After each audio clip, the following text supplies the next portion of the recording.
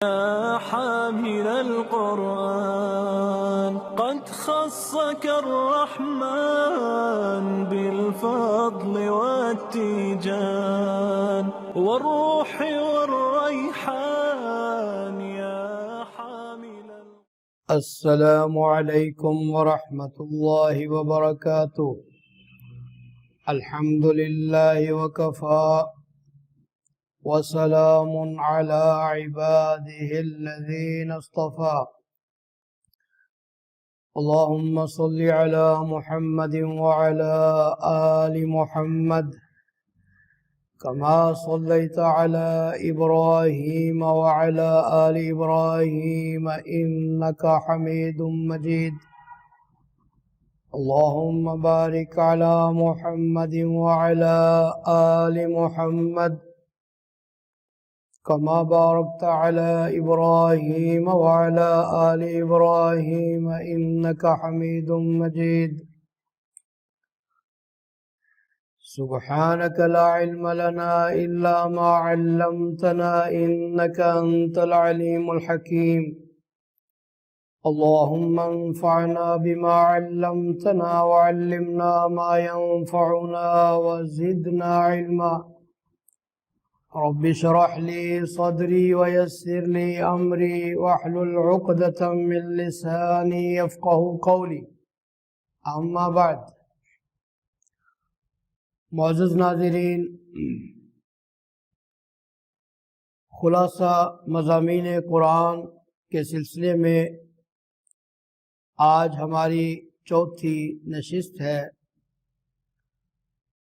اور آج ہم اللہ کی توفیق سے چوتھے پارے کے مضامین کا خلاصہ جانیں گے۔ لن تنالوا البر حتى تنفقوا مما تحبون۔ فرمایا کہ تم اس وقت تک نیکی کو نہیں پا سکتے جب تک کہ وہ چیز اللہ کی راہ میں خرچ نہ کرو جو تمہیں محبوب ہے۔ جتنی زیادہ پسندیدہ اور محبوب چیز اللہ کے ہاں خرچ کریں گے، اللہ کے راستے میں خرچ کریں گے، اللہ کے ہاں اتنی ہی زیادہ انسان کو نیکی ملے گی، اتنا زیادہ اس کو اجر ملے گا، کیونکہ جس چیز کے ساتھ زیادہ محبت ہوگی اللہ تعالیٰ کی راہ میں جب ہم اس کو خرچ کریں گے تو اتنی ہی بڑی قربانی ہوگی، اور اللہ تعالیٰ کے دین کے لیے اپنی خواہش کی قربانی ہوگی۔ حدیث پاک میں آتا ہے کہ جب قرآن مجید کی یہ آیت نازل ہوئی تو رسول اکرم صلی اللہ علیہ وآلہ وسلم کے صحابی ابو طلحہ رضی اللہ تعالی عنہ آپ کی خدمت میں حاضر ہوئے۔ ان کا ایک باغ تھا کھجوروں کا، اور وہ باغ ان کو اپنے سارے مال میں سب سے زیادہ محبوب تھا۔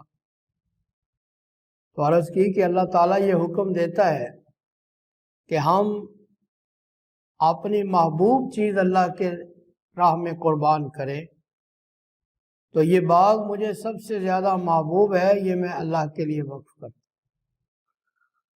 تو یہ اس طرح کی مثالیں ہمیں صحابہ کرام سے ملتی ہیں، اور اس سے ہمیں یہ سبق حاصل ہوتا ہے کہ دنیا کی کوئی چیز، کوئی جائیداد، کوئی مال بھی اللہ اور اس کے رسول صلی اللہ علیہ وآلہ وسلم سے بڑھ کر محبوب نہیں ہو سکتا۔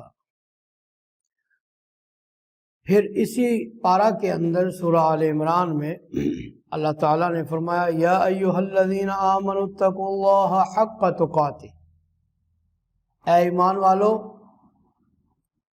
اللہ تعالیٰ سے ڈرو جیسا کہ اس سے ڈرنے کا حق ہے۔ گویا اس میں ہمیں یہ تعلیم دی جا رہی ہے کہ عبادت یا نیکی بندگی کی کوئی بھی شکل ہو، ہمیں اس کے کمال کو حاصل کرنا چاہیے۔ یعنی اعلیٰ درجہ، جس طرح دنیا کے معاملے میں ہم زیادہ سے زیادہ منافع کے خواہش مند ہوتے ہیں، اسی طرح عبادات کے معاملے میں بھی ہمیں اعلیٰ سے اعلیٰ درجے کو حاصل کرنے کی کوشش کرنی چاہیے۔ یعنی ہر عبادت ایسی ہو جیسا کہ عبادت کرنے کا حق ہے، جیسا کہ سورہ بقرہ میں فرمایا کہ اللہ کی آیات کی تلاوت کرتے ہیں جیسا کہ تلاوت کرنے کا حق ہے، اور فرمایا جہاد کرو جس طرح کے جہاد کرنے کا حق ہے۔ تو یہاں کہا جا رہا ہے کہ اللہ تعالیٰ کا تقوی ایسے اختیار کرو جیسا کہ تقوی اختیار کرنے کا حق ہے۔ پھر اسی پارے میں اللہ تعالیٰ نے اہل ایمان کو باہمی اتحاد اور اتفاق کو اختیار کرنے کا اور تفرق سے، اختلاف سے، فرقہ بندی سے بچنے کا اور دور رہنے کا حکم دیا۔ فرمایا وَاعْتَصِمُوا بِحَبْلِ اللَّهِ جَمِيعًا وَلَا تَفَرَّقُوا، لوگو سارے مل کر اللہ کی رسی کو مضبوطی سے تھام لو اور فرقے فرقے مت ہو، ٹکڑے ٹکڑے مت ہو۔ اسلام کے اندر، امت کے اندر تفرقہ، تفرق اور امت کے اندر گروہ بندی، چاہے وہ کسی بھی بنیاد پر ہو، چاہے وہ زبان کی بنیاد پر ہو، رنگ کی بنیاد پر ہو، نسل کی بنیاد پر ہو، علاقے کی بنیاد پر ہو، یا پھر مذہب کی بنیاد پر ہو، کسی بھی انداز سے اسلام میں گروہ بندی اور فرقہ بندی حرام ہے۔ اور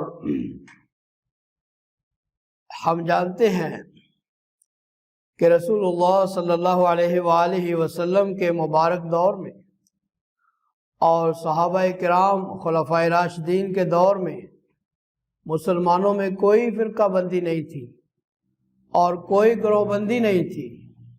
مسلمان باہم متحد تھے اور مسلمان کی قوت ایک تھی، امت مجتمع تھی۔ پھر جو جو وقت گزرتا گیا، لوگوں نے مختلف انداز سے امت کے اندر تقسیم شروع کر دی، اور کسی نے اپنے بزرگ، اپنے امام کے نام پر فرقہ بنایا، کسی نے زبان کی بنیاد پر تقسیم کیا، کسی نے رنگ و نسل کی بنیاد پر تقسیم کیا، اور اسلام کے ماننے والوں کے اندر تقسیم ہوتی چلی گئی۔ اور آج حالت یہ ہے کہ تاریخ میں اتنا نقصان شاید کفار نے امت مسلمہ کو نہ پہنچایا ہو کہ جتنا نقصان اس گروہ بندی نے اور فرقہ پرستی نے امت مسلمہ کو پہنچایا ہے۔ تو ہم دیکھتے ہیں کہ صحابہ کرام خلفائے راشدین کا وہ مبارک جو دور تھا جس میں مسلمان متحد تھے، اس میں کیا تھا؟ اس میں صرف اللہ تعالیٰ کی کتاب قرآن مجید اور رسول اللہ صلی اللہ علیہ وآلہ وسلم کی سنت اور آپ کی حدیث مبارکہ، آپ کا طریقہ، یہ دو بنیادی اصول تھے اور یہ راستہ تھا جس پر مسلمان چل رہے تھے اور امت متحد تھی۔ جب ہم نے امت کے بڑے بزرگوں کے ناموں کو استعمال کر کے تعصب اختیار کرنا شروع کر دیا تو ہم تفرقے کا شکار ہو گئے۔ آج بھی اگر امت متحد ہو سکتی ہے تو انہی دو چیزوں کے اوپر ہو سکتی ہے، اللہ تعالیٰ کے قرآن پر اور رسول اللہ صلی اللہ علیہ وآلہ وسلم کی سنت پر۔ اللہ تعالیٰ ہم کو تفرق سے بچ کر اتحاد کو اختیار کرنے کی توفیق عطا فرمائے۔ فرمایا کنتم خیر امت اخرجت للناس، تم بہترین امت ہو، اس امت کو تمام امتوں سے بہتر اور افضل قرار دیا گیا۔ جس طرح کہ ہمارے نبی سارے نبیوں میں افضل ہیں، اسی طرح یہ امت بھی ساری امتوں سے افضل ہے، اور اس کی وجہ قرار دی گئی۔ فرمایا تأمرون بالمعروف وتنہون عن المنکر وتؤمنون باللہ۔ بنیادی وجہ اس امت کے افضل ہونے کی یہ ہے کہ تم نیکی کا حکم کرتے ہو اور برائی سے منع کرتے ہو۔ دعوت کا کام، تبلیغ کا کام، لوگوں کو نیکی کا حکم دینا، لوگوں کو برائی سے روکنا، یہ امت کی افضل ہونے کی ایک بڑی وجہ ہے۔ کیوں کہ پہلی امتیں جو دنیا میں آئیں، ایک نبی دنیا سے جاتا، اس کی جگہ اللہ کے پیغام کو پہنچانے کے لیے دوسرا پیغمبر بھیج دیا جاتا، ایک پیغمبر کے بعد دوسرا پیغمبر آ جاتا۔ لیکن کیونکہ ہمارے پیارے پیغمبر محمد صلی اللہ علیہ وآلہ وسلم اللہ کے آخری نبی ہیں، آخری رسول ہیں، اور قیامت تک آپ کے بعد کوئی نبی اور کوئی رسول آنے والا نہیں ہے، آپ خاتم النبیین ہیں، اسی لیے یہ دعوت اور تبلیغ کی ذمہ داری اس امت کے کاندھوں پہ ڈالی گئی ہے۔ تو اس سے ہمیں دعوت اور تبلیغ کے کام کی اہمیت کا پتہ چلتا ہے۔ پہلے لوگوں نے اس فریضہ کو ادا کیا اور یہ دین ہم تک پہنچا۔ اب ہماری ذمہ داری ہے کہ ہم قرآن اور سنت کی اس خالص دعوت کو لوگوں تک پہنچائیں۔ پھر اس کے بعد غزوہ احد کا تفصیلی ذکر سورہ آل عمران کے اس پارے میں، چوتھے پارے میں ہمیں ملتا ہے۔ غزوہ احد یہ 3 ہجری کے اندر ہوا تھا۔ رسول اللہ صلی اللہ علیہ وآلہ وسلم تقریباً 1000 صحابہ کرام کے ساتھ نکلے تھے، جن میں منافقین کے کردار کی وجہ سے، عبداللہ ابن ابی کے کردار کی وجہ سے 300 کے قریب مسلمان اسلامی لشکر کو چھوڑ کر واپس چلے گئے۔ کفار تقریباً 3000 کی تعداد میں تھے۔ تو اللہ تعالیٰ نے اس غزوہ کے اندر ابتدا میں مسلمانوں کو فتح عطا فرمائی، نصرت عطا فرمائی، اور کفار پسپا ہو گئے، میدان سے بھاگ گئے۔ اللہ تعالیٰ نے اپنے وعدے کو پورا کر دیا، لیکن رسول اللہ صلی اللہ علیہ وآلہ وسلم نے ایک درہ پر 50 صحابہ کرام کو مقرر کیا تھا، عبداللہ ابن جبیر رضی اللہ تعالی عنہ کی قیادت کے اندر، کہ کوئی بھی حالات جنگ کے ہوں، آپ نے کسی حالت میں بھی اس درہ کو نہیں چھوڑنا اور ہر حال میں اس درہ پر قائم رہنا ہے۔ لیکن جب اللہ تعالیٰ نے مسلمانوں کو فتح عطا فرما دی تو ان 50 صحابہ کرام میں اختلاف پیدا ہو گیا۔ کچھ نے کہا کہ اب فتح ہو چکی ہے، اب ہمیں یہاں پر نہیں رکنا چاہیے، اور کچھ نے کہا کہ نہیں، اللہ کے پیارے پیغمبر علیہ السلام نے جو حکم دیا ہے ہم ہر حال میں یہاں پر قائم رہیں گے، یہاں پر ثابت قدم رہیں گے۔ چنانچہ زیادہ تر صحابہ کرام ان میں سے اس درہ سے نیچے آ گئے، وہ درہ خالی ہو گیا اور تھوڑے سے صحابہ کرام وہاں پر رہ گئے۔ خالد ابن ولید رضی اللہ تعالی عنہ، جو اس وقت تک مسلمان نہیں ہوئے تھے اور کفار کی طرف سے آئے ہوئے تھے، وہ ایک چکر کاٹ کر اپنے لشکر کو لے کر وہاں سے اس درہ سے آئے، ان صحابہ کرام کو جو وہاں پر موجود تھے شہید کیا، اور پھر مسلمانوں کے اوپر حملہ آور ہو گئے اور مسلمانوں کو شدید نقصان پہنچا۔ کثیر تعداد میں صحابہ کرام شہید ہوئے، زخمی ہوئے۔ رسول اکرم صلی اللہ علیہ وآلہ وسلم خود اس جنگ کے اندر زخمی ہوئے۔ آپ کے سر مبارک کے اندر جو سر پہ پہنا ہوا خوت تھا اس کی کڑیاں جو ہیں وہ دس گئیں، آپ کے دندان مبارک شہید ہوئے۔ تو یہ ایک اللہ تعالیٰ کی طرف سے تنبیہ تھی کہ اختلاف جو ہے، یہاں سے ہمیں سبق ملتا ہے کہ جو اختلاف ہے یہ امت کو کتنا نقصان پہنچاتا ہے، اور رسول اللہ صلی اللہ علیہ وآلہ وسلم کے حکم کی نافرمانی جو ہے اس سے امت کو کتنا نقصان پہنچاتا ہے۔ ایک حکم جو صحابہ کرام نے چھوڑا اور اس کی نافرمانی کی، اس کا اتنا شدید نقصان مسلمانوں کو پہنچا۔ آج ہم دیکھیں کہ ہم دن اور رات میں اپنے پیارے پیغمبر علیہ السلام کے کتنے حکم ہیں کہ جن کو ٹھکرا رہے ہیں، جن کی نافرمانی کر رہے ہیں، اور پھر ہم یہ توقع رکھیں کہ اللہ تعالیٰ اس امت کو عزت دے، اللہ ہمیں عزت دے، تو یہ کیسے ممکن ہے؟ اور اختلاف آج ہمارے اندر کتنا زیادہ گھر کر چکا ہے۔ چھوٹی چھوٹی باتوں کے اوپر ہم مرنے مارنے پر تل جاتے ہیں، اور کچھ تو خون کے جو ہے نا وہ مظاہرے کیے جاتے ہیں معمولی اختلافات کے اوپر۔ تو اس غزوہ سے ہمیں بنیادی طور پر یہ سبق ملتا ہے کہ ہم اللہ کے پیارے پیغمبر علیہ السلام کی ہر حال میں فرما برداری کریں اور اختلاف سے، افتراق سے اپنے آپ کو دور رکھیں۔ پھر اسی سورہ میں، اسی ضمن میں اللہ تعالیٰ نے اس بات کا اعلان فرما دیا، وَلَقَدْ عَفَا اللَّهُ عَنْهُمْ، اللہ تعالیٰ نے صحابہ کرام کی اس غلطی کو معاف فرما دیا۔ اللہ تعالیٰ نے ان سے درگزر کر دیا۔ صحابہ کرام سے غلطی ہوئی، اللہ تعالیٰ نے ان کو معاف فرما دیا۔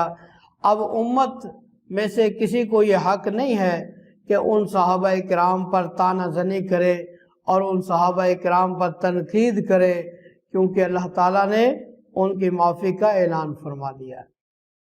ایک قائد، ایک لیڈر کے اندر کون سی خوبیاں ہونی چاہیے؟ فرمایا فَبِمَا رَحْمَةٍ مِّنَ اللَّهِ لِنْتَ لَهُمْ وَلَوْ كُنْتَ فَضًّا غَلِيظَ الْقَلْبِ لَانفَضُّوا مِنْ حَوْلِكَ فَاعْفُ عَنْهُمْ وَاسْتَغْفِرْ لَهُمْ وَشَاوِرْهُمْ فِي الْأَمْرِ فَإِذَا عَزَمْتَ فَتَوَكَّلْ عَلَى اللَّهِ۔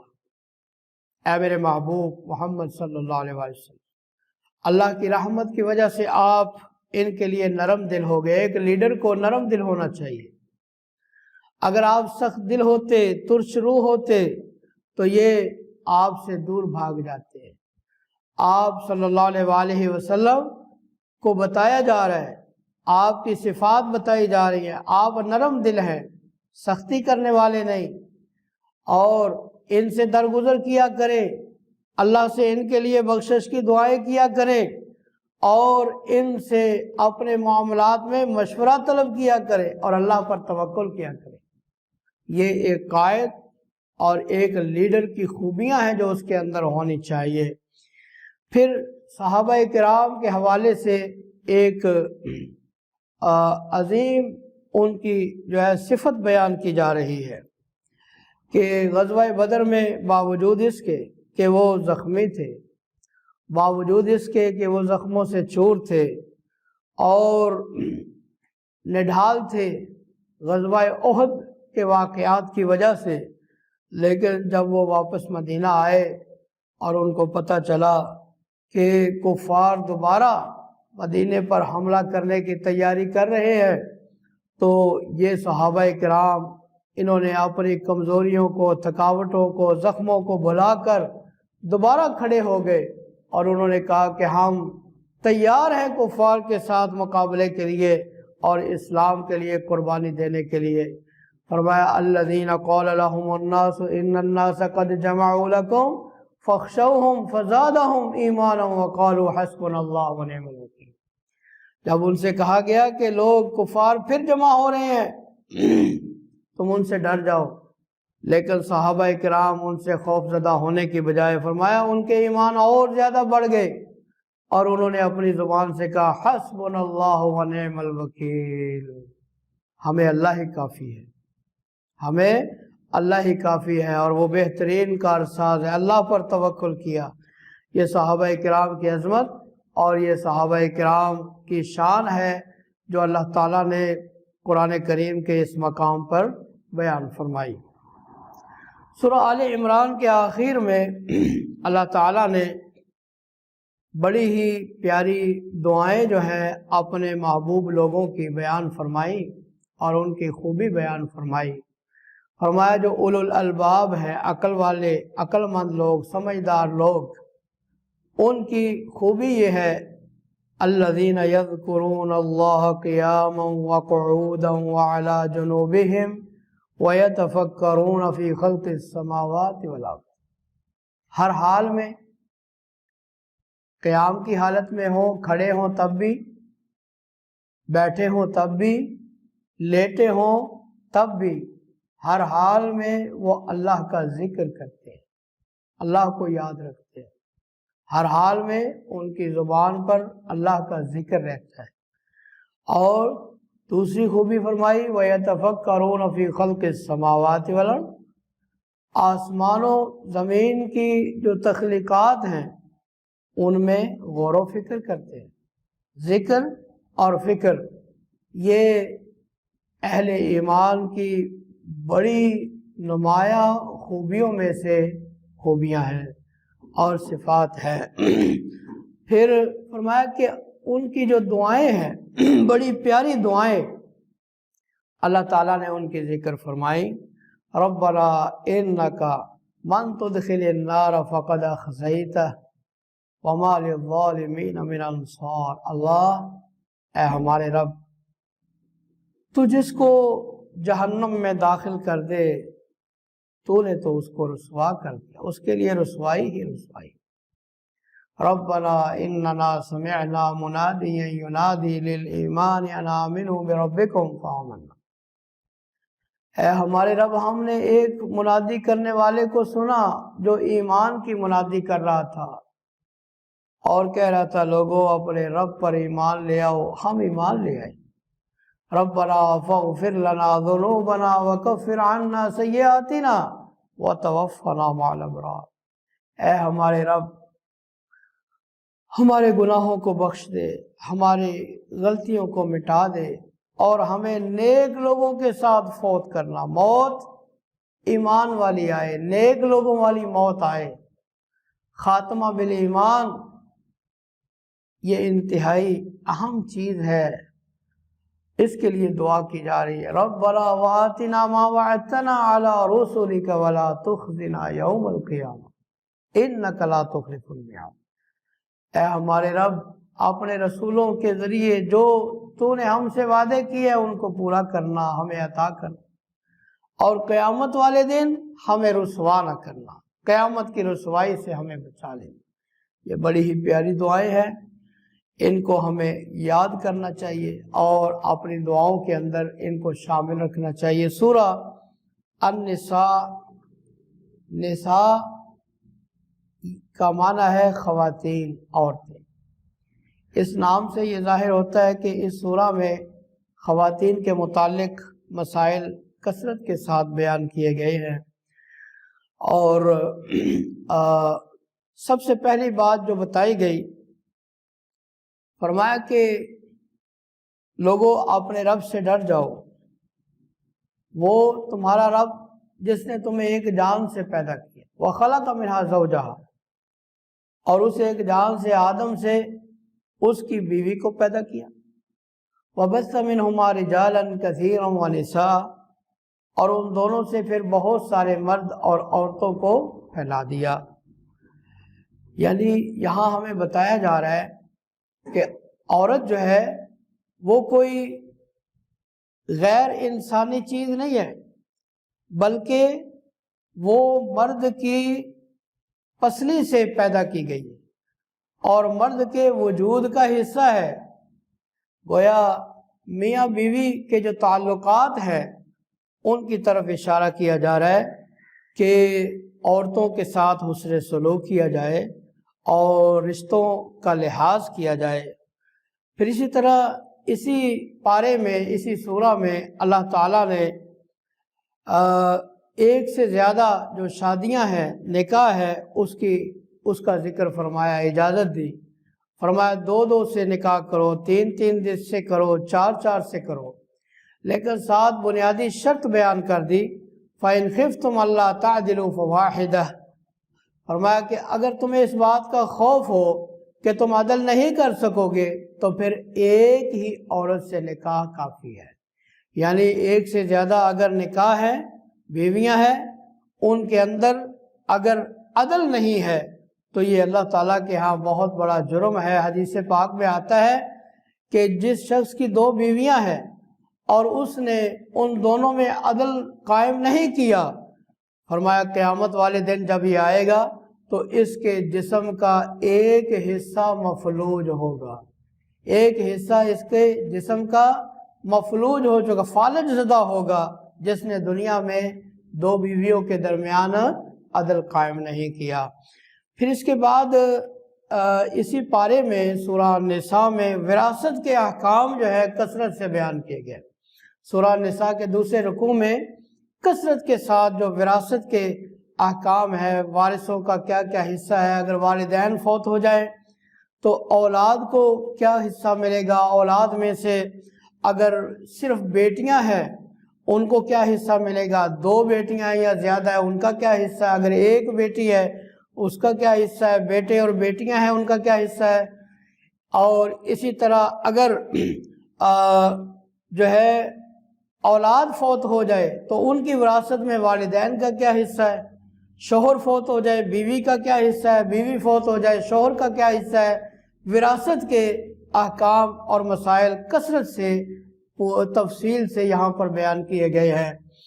اور اسی پارے کے آخر میں محرمات کا ذکر ہے کہ وہ عورتیں کہ جن کے ساتھ نکاح کرنا حرام ہے، مائیں، پھر اس کے بعد بیٹیاں، پھر بہنیں، پھر پھوپھی، خالہ، پھر بھانجی، بھتیجی، یہ وہ رشتے ہیں کہ جن کے ساتھ نکاح ہمیشہ کے لیے حرام ہے، یہ محرمات ابدیہ میں سے ہے۔